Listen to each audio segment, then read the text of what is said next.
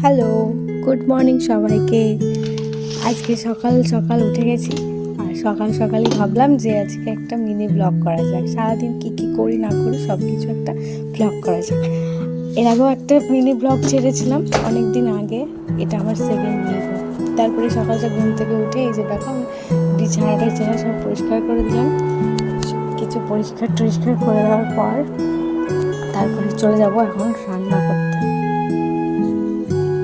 জলখাবারে chowmein সেদ্ধ হচ্ছে, ওদিকে চা করেছিলাম কিন্তু সেটা ভিডিও করতে ভুলে গেছি, চায়ের ভিডিওটা করা হয়নি।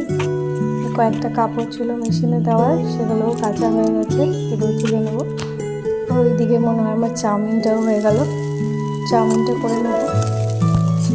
চাউমিন আজকে সকালের জলখাবারে চাউমিন করেছি। আর এদিকে বাজার নিয়ে এসছে, বাজারে এসছে তাল, যেহেতু কালকে জন্মাষ্টমী সেজন্য তাল নিয়ে এসছে। আর এদিকে মাছও নিয়ে